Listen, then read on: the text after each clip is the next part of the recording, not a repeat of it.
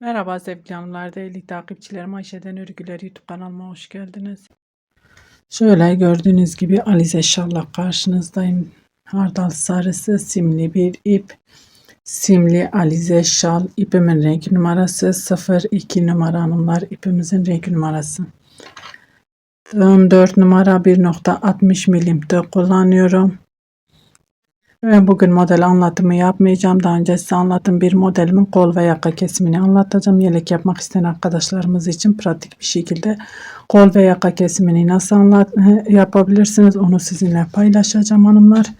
Bu muhteşem modelimin kol ve yaka kesimini anlatacağım. Yelek yapmak isteyenler için hanımlar. Siz modelimin kurulumun videosunu izlemediyseniz linkini açıklama kısmına bırakacağım. Bu videomun açıklama kısmındaki linki tıklayarak önce model kurulumunu detaylı bir şekilde izleyip sonra kol ve yaka kesimi yapabilirsiniz hanımlar. Şöyle. Şimdi burada bakın, burası yeleğimizin sağ ön kol altını yapıyoruz. Şimdi şöyle dediğim gibi model anlatımı yapmayacağım. Kol ve yaka kesimini nasıl yapacağız, onu pratik bir şekilde nasıl yapacağız onu anlatacağım size. Bir zincir çekiyorum, ipimi doluyorum. Şuradaki şöyle V'nin içine batıyorum. Trabzan 1 2 3. Buradaki bakın sık iğnenin içine batıyorum. Şöyle trabzan. Hemen arkadakine batıyorum. Trabzan. Şöyle iki modeli trabzan olarak devam edeceğim. Tek tek buradaki sık iğnelere, trabzanın tepesindeki sık iğnelere batıyorum. Şöyle trabzan. Sık iğneye batıyorum. Trabzan. Zincirin içine batıyorum. V'nin içine 1 2 3 tane trabzan. Buradaki sık iğnenin içine batıyorum. Şöyle trabzan. Burada 2 tane sık iğnemiz var. İçine batıyoruz. Bu şekilde trabzan. Bu bizim kol altı oyuntumuz olmuş oluyor hanımlar. Bir zincir çekiyorum. İpimi koparıyorum. Ve arka yüzünde devam ediyoruz.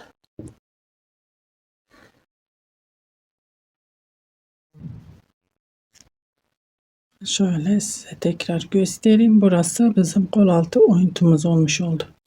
Şimdi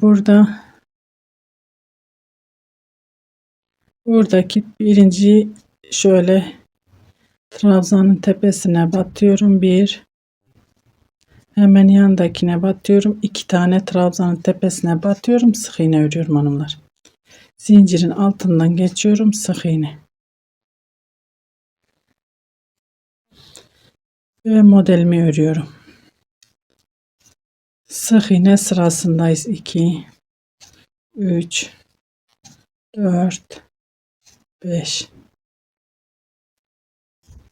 diğerine geçtim. 1 2 3 4 5 zincirin altından giriyorum. Sık iğne trabzanların tepesine batıyorum. Sık iğne. Şimdi bu sırada sık iğne sırası olduğu için sık iğne sırasında arka yüzünde kesim yapmayacağız hanımlar. Şimdi sıramı bu şekilde sıra sonuna kadar sık iğne ile devam edeceğim. Modeli izleyenler zaten normal bir şekilde devam edeceğiz, bilecekler. Evet hanımlar, sık iğne ile şöyle sıramı tamamladım. Sıra sonuna geldim. Herhangi bir kesim yapmadım. 1 2 3 zincir ve dönüyoruz. Dediğim gibi bu sağ kol altımız. Solu yaptığımız zaman da zaten önce bunu yaparsanız sizin için daha kolay olur hanımlar. Önce sağ yaparsanız sol sizin için daha kolay olur. Önce şu ön bandınızı yaparsınız. Bunu bu şekilde ipinizi koparıp devam edersiniz. Solu yaptığınız zaman önce modeli kurarsınız. Sonra buraya şu trabzanlarınızı eklersiniz. Gelirken trabzanlarınızı yapıp devam edersiniz. Buradan dönüşünüzü sağlarsınız. Hiç ipinizi koparmazsınız. Zaten arka içinde her iki tarafta da kesim yapılacağı için ortadan gidip geleceksiniz. Şöyle kenar trabzanlarımızı örüyoruz ve yaka kesimine başlıyoruz hanımlar bu şekilde. Şimdi burada yapmamız gereken bir zincir çekip buraya 3 tane trabzan, hiç zincir çekmiyorum, ipimi doluyorum, buraya bir tane trabzan tek örüyorum. Şöyle bir trabzan örüp hiç zincir çekmeden ipimi doluyorum. Bakın trabzanın tepesine batıyorum. Bir trabzan, 2 zincir aynı yere batıyorum ve oluşturuyorum. Burada zaten buraya hiç zincir burada çekmedik. Her iki tarafta da bir tane zincir çektik. Ve bir tane trabzan yaptık. 3 tane değil hanımlar. Bir zincir çekip modelimi normal bir şekilde örmeye devam ediyorum. 1 2 3 arada bir zincir. İkinci trabzanın tepesine batıyorum. Bir trabzan, arada bir iki zincir çekip aynı yere batıp ve oluşturuyoruz.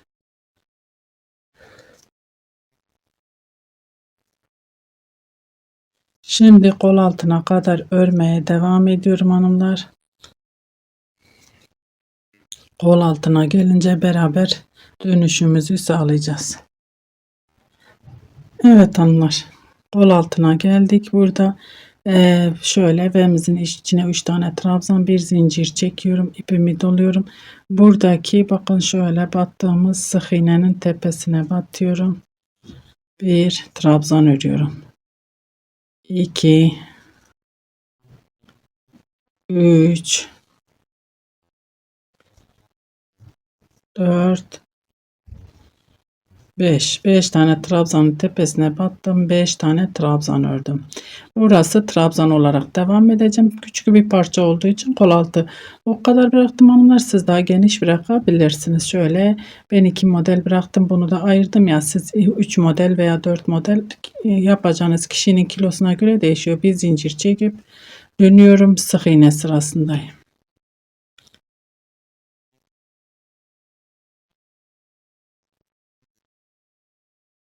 5 tane sık iğne, trabzan tepesine zincirin altından giriyorum, sık iğne.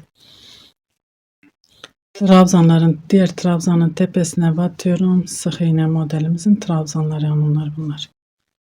Zincirin altından giriyorum, sık iğne ve trabzanın beline giriyorum. Modelimi uygulamaya devam ediyorum. Şimdi yakaya kadar örmeye devam edelim hanımlar. Yakaya gelince beraber devam edeceğiz. Evet hanımlar, yaka kısmına geldim. Bakın şu V'nin trabzan sık iğnesini ördüm. Burada bir tane şöyle göstereyim. Trabzanımız var. Şöyle bakın, trabzanla şu V'mizin arasındakine batıyorum. Şöyle sık iğne. Buradaki trabzanı atlıyorum. Modelin kenar trabzanın tepesini batıp sık iğne örüyorum. 2 3 4 5 1 2 3 zincir ve dönüyoruz. Sık iğne sırası olduğu için orada pek kesim yapamıyoruz hanımlar. Arka yüzünde. Şimdi yine kesim yapacağız. Şöyle 1 2 3 4 5 hiç zincir çekmeden ipimi doluyorum. Bakın yine bu V'nin içine batıyorum. Bir tane trabzan, hiç zincir çekmeden ipimi doluyorum. Burada yaptığım işlemin aynısını burada yapıyorum. Trabzanın tepesine batıyorum. Bir trabzan, 2 zincir aynı yere batıyorum ve oluşturuyorum. Bir zincir çekiyorum. V'nin içine giriyorum. 1 2 3 trabzan. Bakın normal bir şekilde örmeye devam ediyoruz. Burada zaten trabzanlarımız var. Trabzanlarımızı örüp döneceğiz. Yakaya gelince yine beraber devam edeceğiz hanımlar. Evet hanımlar, geldim şöyle yaka kısmına. Bakın şöyle V'nin etrafına sık iğne ile geçtim. Burada bir tane yine trabzanımız var. Oraya değil, bu şu trabzanla V'nin arasındaki boşluğa batıyorum. 1 sık iğne. Buradaki trabzanın tepesine değil, oraya atlıyorum. Kenar trabzanlarımızın tepesine batıp şöyle sık iğne örüyoruz hanımlar. Burada 5 tane sık iğnemiz var. Şöyle zincirime batıp 1 2 3 zincir ve dönüyoruz. Dibindekine değil, bir sonrakine batıyorum.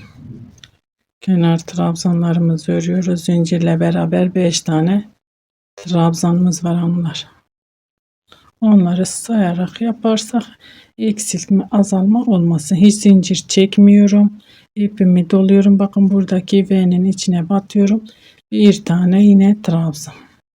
Hiç zincir çekmeden ipimi doluyorum. Trabzanın tepesine, ortadakine batıyorum. Şöyle bir trabzan, 2 zincir, aynı yere batıyorum ve oluşturuyorum. Modelimizi örüyoruz. Şimdi aynı şekilde örmeye devam edeceğiz. Kesimimiz bu şekilde kendini tekrarlayacak. Şimdi buraya kadar örmeye devam edip döneceğim. Yakaya gelince beraber devam edeceğiz hanımlar. Evet hanımlar, yine geldim yakaya. Şöyle sık iğnelerimi ördüm. Burada bir trabzanımız var. Şu trabzanla V'nin arasına batıyorum. Boşluğa bir sık iğne. Trabzana batmıyorum. Kenar trabzanlarımıza batıyoruz. Sık iğne örüyoruz yine. Aynı şekilde her sırada kesimimizde kendini tekrarlıyor hanımlar.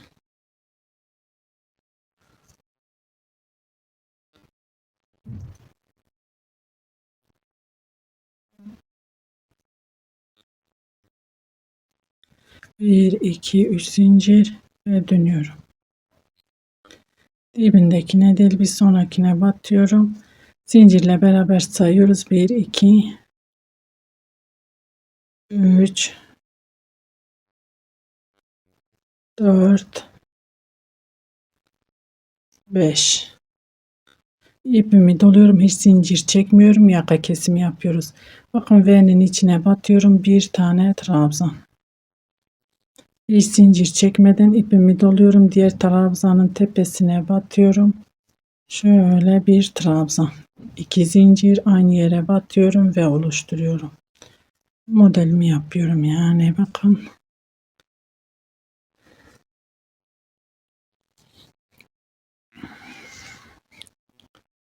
Bu şekilde örmeye devam ediyoruz.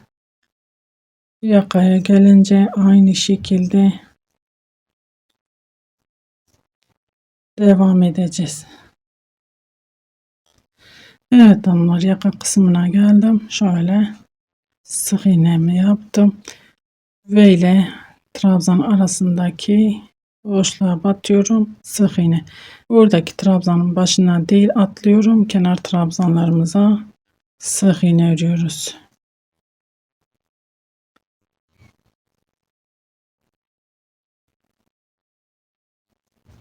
Bir, iki, üç zincir ve dönüyorum. Son kez kesim yapacağım hanımlar. Küçük bir parçada, dediğim gibi yaptığım için, model anlattığım parçada kol ve yaka kesimi gösterdiğim için bu kadar yeterli. 5 tane trabzan mı yaptım, hiç zincir çekmeden V'nin içine batıyorum. Yine bir trabzan, hiç zincir çekmeden diğer modele geçiyorum. 2 zincir, aynı yere batıyorum ve oluşturuyorum. Bir zincir, V'nin içine 3 tane trabzan.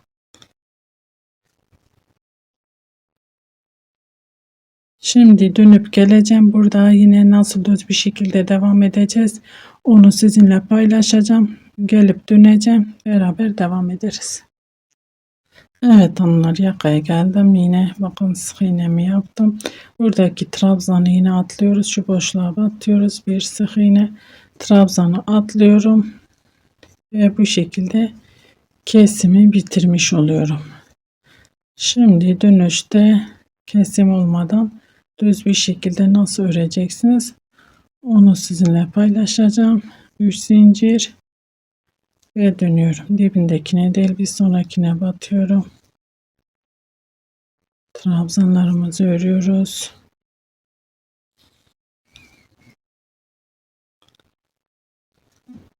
Bir, iki, üç, dört, beş. Bir zincir çekiyorum burada. Bakın buradaki V'nin içine batıyorum. Şöyle bir kesim bitti. Artık kesim yapmıyoruz. 2, 3 normal bir şekilde örmeye devam ediyoruz hanımlar. Arada bir zincir, trabzanın tepesine batıyorum. Bir trabzan, iki zincir, aynı yere batıyorum ve oluşturuyorum. Bir zincir arada. V'nin içine batıyoruz. 3 tane trabzan. Artık modelimiz düz bir şekilde örmeye devam edeceğiz. Bir iki model öreyim hanımlar, yakamızda kendini gösterecek, ortaya çıkmış olacak. Kamera arkasında örüp geliyorum. Evet hanımlar, gördüğünüz gibi düz bir şekilde şöyle 3 model ördüm. Gerçekten muhteşem, hem bir model hem de yaka kesimi oldu. Kol altı da aynı şekilde çok güzel bir kesim oldu. Umarım anlatabilmişimdir. Beni tercih edip izlediğiniz için teşekkür ederim. Bir dahaki videomuzda görüşmek üzere. Hoşça kalın.